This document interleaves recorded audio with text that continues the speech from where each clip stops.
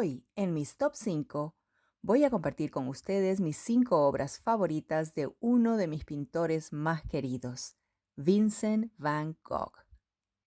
Mi intención inicial era hacer un video biográfico, pero ya se han hecho tantas biografías suyas.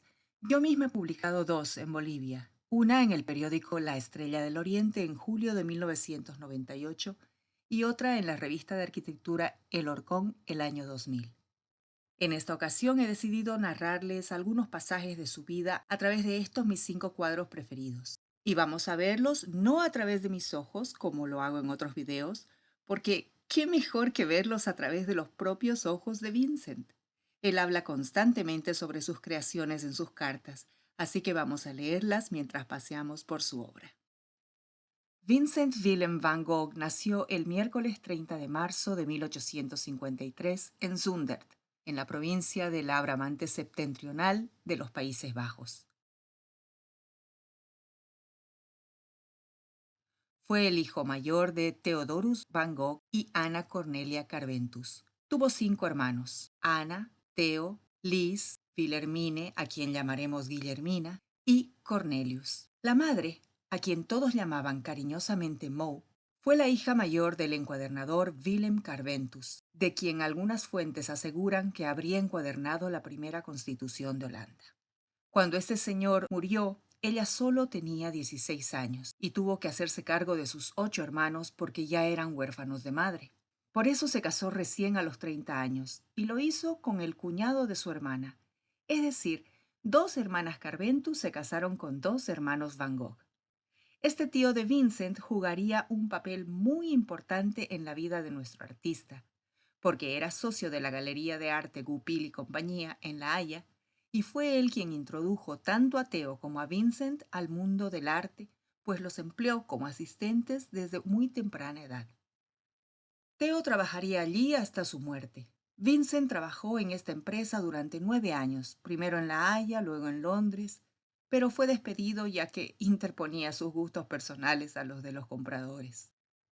El padre de Vincent, conocido por todos como Dorus, era pastor de la iglesia calvinista, por lo que el hogar en el que Vincent creció era un lugar con reglas muy estrictas donde, sobre todo Dorus, esperaba que los niños reflejasen esa rigidez y disciplina en todos los aspectos de su vida. El carácter rebelde y apasionado de Vincent se convirtió pues en un problema para la familia desde muy temprano. Pero Vincent no fue la única oveja negra de la familia.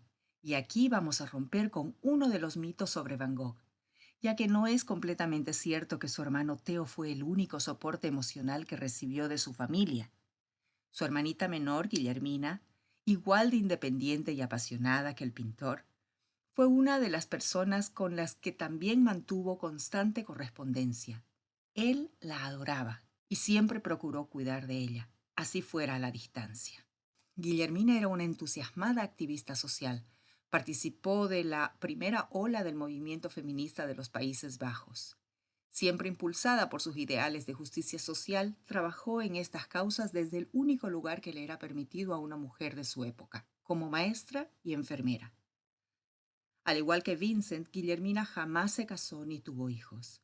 Algunas fuentes sugieren que quizá las preferencias sexuales de Guillermina no encajaban con lo aceptado por la sociedad en la que vivió. Y esta ya es una suposición mía. Tal vez esa fue la razón por la que la hermana menor de Vincent van Gogh pasó las últimas décadas de su vida encerrada en un manicomio. Pocos años después de que falleciera Vincent, ya las pinturas habían comenzado a valorarse y fue con la venta de 17 cuadros suyos que la familia pudo costear los tratamientos de Guillermina durante más de 3 décadas hasta su muerte en 1930.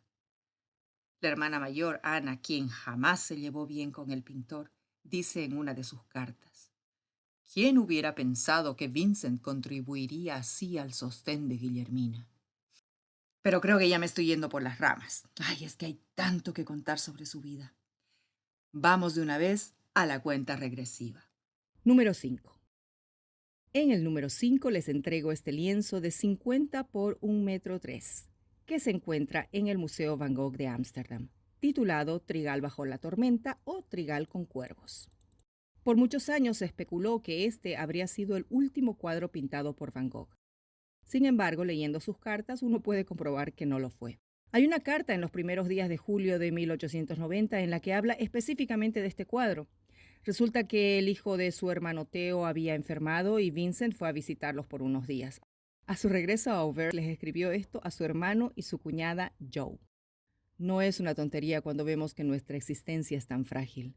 Al volver aquí, me sentí muy apenado, sintiendo que también sobre mí pesaba una tormenta. Temí, no del todo, pero sí un poco, resultaros molesto, puesto que dependo de vosotros.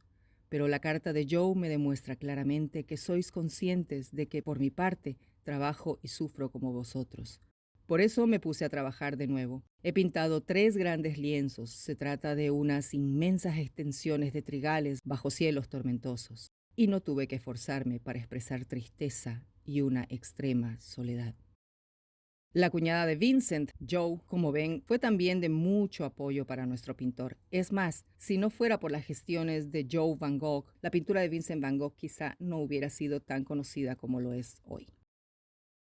Semanas después de esta carta, Vincent sería encontrado por su casero en la entrada de la casa, desangrándose por un disparo en el estómago. Y aquí, seguramente para muchos de ustedes, se va a desplomar uno de los mitos más arraigados a este pintor postimpresionista. Van Gogh no se suicidó, lo asesinaron. La leyenda contaba que Vincent se suicidó en medio de un campo de trigo. De aquí también la idea de que este hubiera sido su último cuadro. Ahora veamos los hechos que la contradicen. 1. Vincent no dejó una carta de suicidio, y siendo él un prolífico escritor de cartas, esto ya es raro. 2. El disparo fue en el estómago. ¿Quién se suicida disparándose en el estómago? 3. Herido, se arrastró hasta su casa buscando ayuda.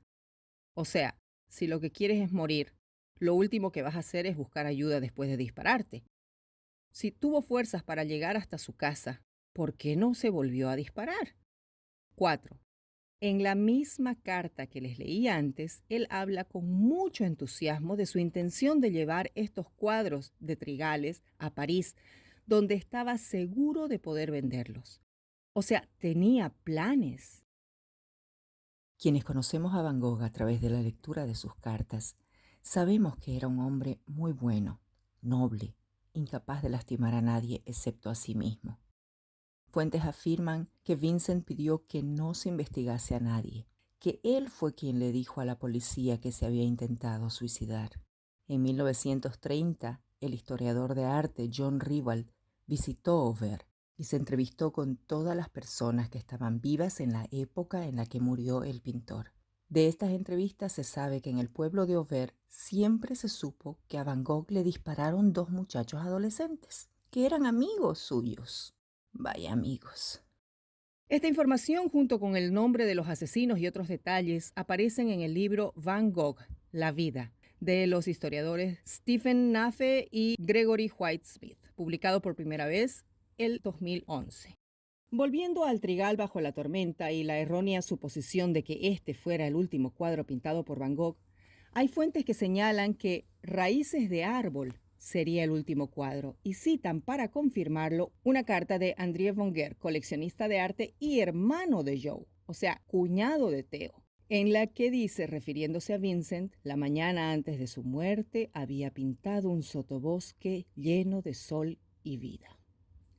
Theo llegó inmediatamente a ver a su hermano, y Vincent le susurró las que fueron sus últimas palabras, frase en la que además podemos ver claramente que el pintor no tenía intención de morir, que él pensaba que iba a sobrevivir a aquel disparo. Lo último que dijo fue: la tristeza durará toda la vida. Vincent Van Gogh falleció 2 días después del disparo, la noche del 19 de julio de 1890. Era verano.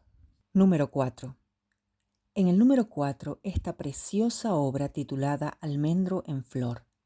El lienzo mide 73 por 92 centímetros y también forma parte de la colección permanente del Museo Van Gogh de Ámsterdam.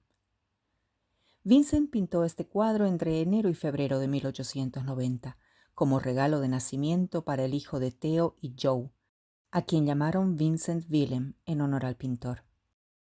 Habla sobre el cuadro en al menos 2 cartas, una a su hermana Guillermina y otra a su madre. Querida hermana, me conmueve lo que me cuentas sobre el alumbramiento de Joe. Qué valiente has sido y qué buena al quedarte a su lado. Yo me habría sentido como una gallina cobarde. Pero en fin, el resultado es que el niño está ahí, y como le he dicho a su abuela, he empezado a pintar un gran lienzo azul cielo sobre el que se destacan unas ramas en flor para él. Es probable que le vea pronto, o al menos eso espero, a finales de marzo. Querida madre, supongo que usted, como yo, habrá estado a menudo en su pensamiento al lado de Theo y Joe. Qué feliz me sentí al recibir la noticia. Yo habría preferido que Theo le hubiera dado a su hijo el nombre de Pa, en vez del mío. Pero en fin, ahora que ya está hecho, me he puesto inmediatamente a hacer un cuadro para él, un lienzo para colgar en su dormitorio, unas gruesas ramas de almendro en flor blanco sobre un cielo azul. En esa misma carta a su madre describe el paisaje que lo rodea. Hoy ha sido un día verdaderamente primaveral. Los trigales verdes, las colinas lila a lo lejos, todo tan hermoso. Los almendros empiezan a florecer por todas partes. Podemos leer en sus palabras la emoción que le trajo el nacimiento de su sobrino. Y como siempre usaba su arte para expresar sentimientos a través de símbolos, es posible deducir que las flores de almendro simbolicen para él el nacimiento de una nueva vida. Y no era para menos el entusiasmo de Vincent durante esos primeros meses del año 1890, el año que murió. Su obra comenzaba a ser reconocida. Acababa de vender un cuadro, El Viñedo Rojo, en París por 400 francos, y el periódico francés El Mercurio acababa de publicar un larguísimo artículo con una estupenda crítica de su obra. Sabiendo esto, comprendemos ahora por qué estaba convencido de poder vender en París los lienzos de trigales que pintó semanas antes de su muerte. En Almendro en Flor se refleja clarísimamente la influencia que tuvo en él su contacto con las estampas japonesas. Durante las últimas décadas del siglo XIX se había despertado entre los artistas europeos, sobre todo en París, un interés y admiración especial por el arte nipón, cuya influencia es perceptible también en la obra de artistas como Toulouse-Lautrec, Degas o Monet. Lo que Van Gogh admiraba de los pintores nipones se evidencia en algunas de sus cartas. El japonés dibuja ligero, muy ligero, como un relámpago. Es que sus nervios son más finos, sus sentimientos más simples, escribió Van Gogh a Theo en junio de 1888. Almendro en Flor expresa, por lo tanto, esa simpleza con la que Vincent intentó expresar la inconmensurable alegría que sintió ante la llegada al mundo de su sobrino, el pequeño Vincent. Número 3. En el número 3, este cuadro que forma parte de la colección permanente del Museo d'Orsay de París. Mide 74 por 94 centímetros y fue pintado en junio de 1890. Se trata de la iglesia de Auvers, construida en el siglo XIII, justo cuando el estilo gótico comenzaba a extenderse por toda Europa. Vemos pues que las ventanas del ábside son góticas, pero las de la capilla se mantienen con el arco románico. Van Gogh pasó los últimos meses de su vida en este pequeño pueblo al norte de París, porque allí vivía el doctor Paul Gachet, un médico aficionado a la pintura muy popular entre los pintores de la época. Como probablemente ustedes saben, durante su estancia en el sur de Francia, Vincent había sufrido un fuerte episodio emocional y se autointernó en el hospital psiquiátrico de Saint-Rémy-de-Provence. Al salir de allí y a pedido de Theo, se trasladó pues a Auvers para estar cerca de Theo, que vivía en París, y al mismo tiempo ser atendido por el doctor Gachet cuando así lo precisase. Van Gogh pintó entre mayo y julio de 1890 más de 70 cuadros. Esta obra fue uno de los cuadros que le regaló al doctor Gachet. Descendientes suyos posteriormente donaron esta obra al Estado francés.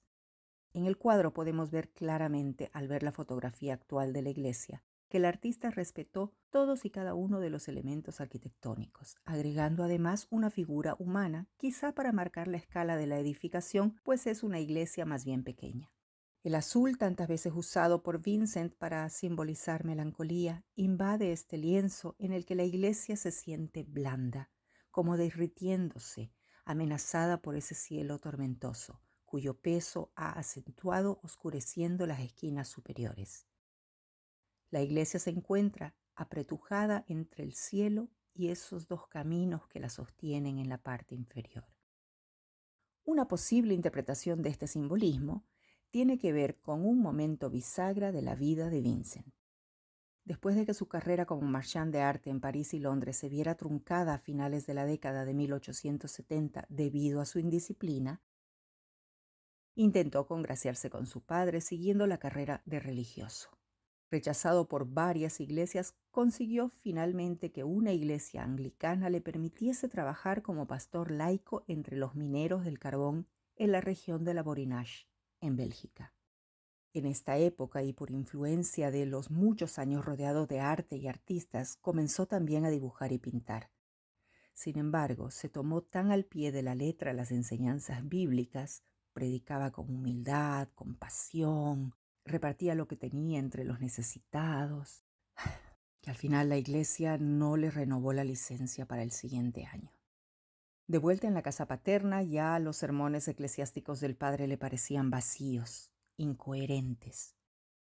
Tuvieron una discusión fuerte debido a que Vincent se negaba a asistir a misa solo por compromiso, y el padre lo echó de la casa. En otra de sus cartas podemos leer: Pa no llega a comprender mi vida ni a participar de mis sentimientos, mientras que yo, por mi parte, no puedo comprender su filosofía. Ella me oprime, me ahoga. Yo también leo a veces la Biblia, como me pasa que leo a Michelet, Balzac o Eliot, pero la interpreto de manera diferente que Pa. Me es absolutamente imposible explicarla a la manera de él, según las estrictas recetas académicas. Dorus Van Gogh murió por una apoplejía fulminante la tarde del 26 de marzo de 1885. En noviembre de ese año, Vincent pintó esta Naturaleza muerta con Biblia, en la que podemos ver obviamente una Biblia, pero el detalle interesante de la obra es el pequeño libro que la acompaña. Se trata de La alegría de vivir, de Émile Zola, un libro que Dorus consideraba una obra nefasta. Sobre el cuadro de la iglesia de Auvers habló en otra de sus cartas. Esta iba dirigida a su hermana Guillermina. Tengo un cuadro más grande, de la iglesia del pueblo, un efecto en el que la construcción parece ser violeta con un cielo simple, azul oscuro, cobalto puro. Las ventanas parecen como manchas de azul ultramar. El tejado es violeta y en parte anaranjado. Al fondo florecen algunas plantas verdes y arena con el reflejo rosa del sol. Y otra vez más casi la misma cosa que los estudios que hice en Nuenen de la vieja torre y el cementerio, solo que probablemente ahora el color es más expresivo, más suntuoso. Al hablar de la vieja torre se refiere a este cuadro, pintado 5 años antes en Nuenen, el pueblo donde los hermanos Van Gogh crecieron. Al compararlos evidenciamos cuánto se ha transformado la paleta de Vincent en tan poco tiempo. Los oscuros tonos tierras de sus primeras pinturas en el norte europeo fueron reemplazados por una paleta brillante y contrastada. Es que este viajero y creador incansable supo absorber de todas las fuentes que encontraba en su camino: Rembrandt, Toulouse-Lautrec, Gauguin, Cézanne, Van Rappard, Delacroix, incluso su primo el pintor Anton Mauve, que fue su mentor durante algún tiempo. Pero quizá al que más copió y estudió fue a Millet. El arte se convirtió en su razón de vivir. Al respecto nos dice: el mundo no me importa nada, si no fuera porque tengo una deuda con él y también la obligación, porque he deambulado durante 30 años, de dejarle por gratitud algunos recuerdos bajo la forma de dibujos o cuadros, que no han sido hechos para satisfacer una u otra tendencia, sino para expresar un sentimiento humano sincero. Así pues, mi obra constituye mi única finalidad. En tan solo 10 años, comenzó formalmente en 1880, dejó un legado de más de 1.000 cuadros al óleo y acuarela y cerca de 2.600 dibujos, prácticamente una obra por día. Así que la próxima vez que un pintor les muestre un cuadro, por favor dejen de preguntarle cuánto tardó en pintarlo, que eso nada tiene que ver con la calidad de la obra. Número 2. En el número 2, este espectacular dibujo a lápiz y tinta sobre papel, Sorrow, es decir, tristeza, pintado en abril de 1882, poco tiempo después de que Van Gogh decidiera que iba a ser pintor por el resto de su vida. Es una de las pocas obras tituladas de su puño y letra. La modelo dibujada se llamaba Clasina Maria Hurnig, más conocida como Sin. Fue amante de Van Gogh durante su estancia en La Haya. María era una ex prostituta a la que Vincent acogió luego de encontrarla mendigando en la calle junto a su pequeña hija. La mujer estaba enferma y embarazada. Considero necesario acotar que durante esa primera época como pintor, Vincent contrataba constantemente los servicios de modelos para que posaran para él, ya que sabía que la base de todo buen pintor era el dibujo, y sentía la necesidad de perfeccionar su dibujo de la figura humana. Es muy probable, por lo tanto, que tanto para él como para Sin, el trato de convivir bajo el mismo techo les hubiese sido conveniente, al menos durante los primeros meses. Ella posaba para él y a cambio su niña y ella recibían techo y comida. Convivieron durante casi 2 años y se sabe que Vincent incluso llegó a pensar en casarse con ella. Sin embargo, la mujer volvió a prostituirse y Vincent ya no pudo soportar la situación y la abandonó. Sin se suicidó algunos años después lanzándose a un río en Rotterdam un frío día de noviembre. Fue enterrada en una fosa común. Como siempre, vamos a escuchar las propias palabras del pintor cuando habla de esta obra a su hermano Theo en una carta que le envió desde La Haya el 10 de abril de 1882. Hoy te envié un dibujo por correo como muestra de gratitud por todo lo que has hecho por mí durante este duro invierno. El verano pasado, cuando Millet hizo ese grabado de madera La Pastora, pensé, ¿cuánto se puede hacer con una sola línea? Naturalmente no me atrevo a decir tanto como Millet con un solo esbozo, pero sin embargo he tratado de poner algo de sentimiento en esta figura. El adjunto es, creo, la mejor figura que he dibujado hasta ahora. Por eso pensé en enviártelo. Debes saber que tenía 2 hojas debajo de mi papel. Y bueno, trabajé para hacer los contornos correctos y cuando saqué el dibujo de la tabla había quedado impreso muy limpiamente en las 2 hojas subyacentes. Entonces luego lo trabajé inmediatamente. Así que me quedo con los otros 2 y no me gustaría separarme de ellos. Como ven, existieron 3 versiones del primer dibujo, 2 de las cuales son estas. En la primera, el autor escribió una frase sacada del libro La Femme, de Jules Michelet, que traducida al español dice: ¿Cómo puede existir sobre la tierra una mujer sola? En la segunda versión quitó todos los elementos que distraían la vista. La tercera de estas 3 primeras versiones ha desaparecido. 10 días después de trazar esos dibujos, decidió copiarlos en un formato mayor. Y esa es la versión que entra en mis top 5 de hoy, aunque debo aclarar que el paradero de este dibujo actualmente es desconocido. En una carta del 1 de mayo de 1882 le cuenta a Theo: He terminado 2 grandes dibujos. El primero, Sorrow, pero en un formato más grande, la silueta sola, sin nada alrededor de ella, pero la pose ha sido alterada de alguna manera y la figura ha sido dibujada con mayor cuidado.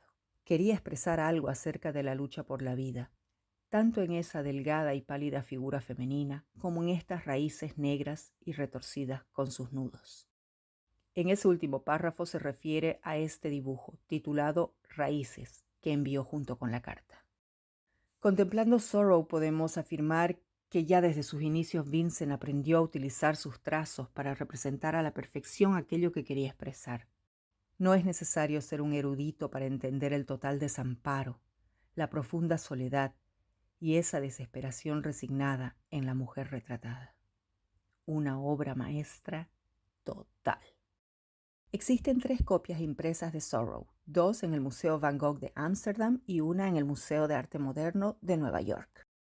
Antes de mostrarles mi número 1, quiero dedicar este top 5 con muchísimo cariño a mi entrañable amiga Fabiola Ibarnegaray, pues junto a ella asistí por primera vez a una exposición de este artista asombroso.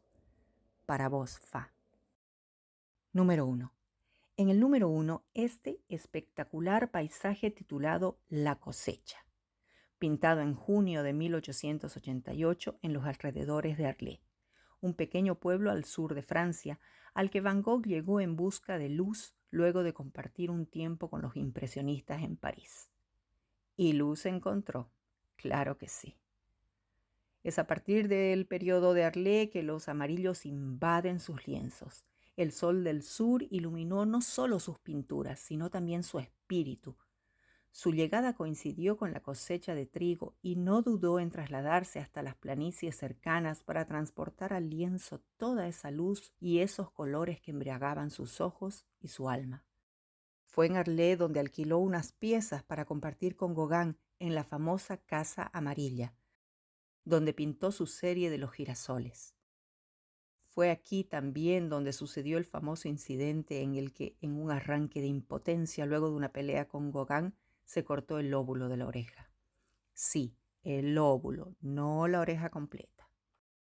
Poco después de esa pelea, Gauguin abandonó Arles y Vincent, sintiéndose culpable, cayó en una depresión profunda, por lo que voluntariamente se internó en un sanatorio durante algunos meses.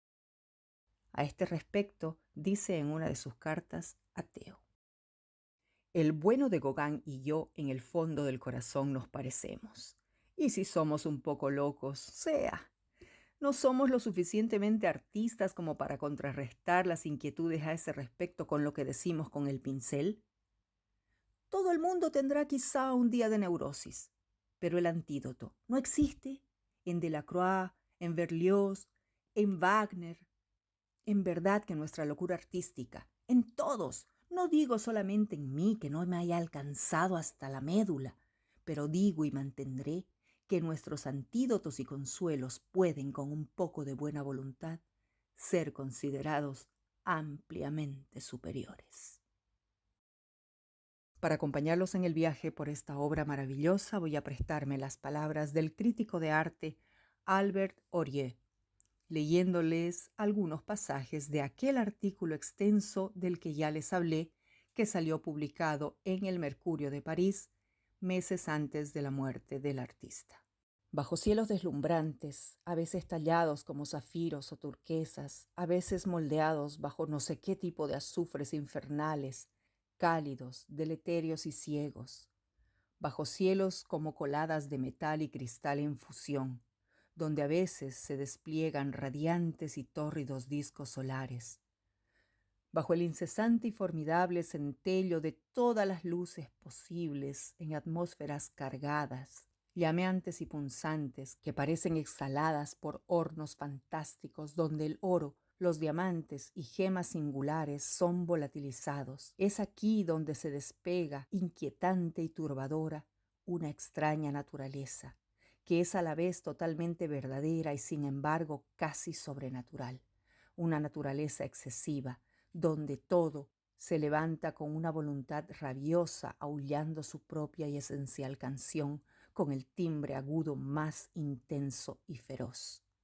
Es un exaltado, un enemigo de las sobriedades burguesas y sus minucias, una especie de gigante ebrio, más apto para remover montañas que para manejar chucherías en los estantes, un cerebro en ebullición derramando su lava por todos los recovecos del arte, un irresistible, un terrible y enloquecido genio, que yo sepa, es el único pintor que percibe el cromatismo de las cosas con esta intensidad, con esta cualidad metálica, génica. Este robusto y verdadero artista con tanta raza, con las brutales manos de un gigante, ¿conocerá algún día la alegría de la rehabilitación, el reconocimiento y el cuidado de la moda? Quizás, pero cuando llegue, no creo que haya mucha sinceridad en esta tardía admiración por parte del gran público. Vincent Van Gogh es a la vez demasiado simple y sutil para el espíritu burgués contemporáneo. Nunca será plenamente comprendido más que por sus hermanos, los artistas muy artistas, y por los felices del pueblo llano. Al entierro de Vincent acudieron sus amigos pintores del Montmartre, colgaron sus cuadros en la habitación donde fue velado y pusieron un ramo de girasoles sobre su cajón. Espero que hayan disfrutado de este viaje por la vida de Van Gogh a través de mis top 5 Van Goghs. No se olviden darle like al video, compartirlo y sobre todo suscribirse al canal para recibir notificaciones cada vez que suba un nuevo video. Nos vemos en mi próximo Mis Top 5.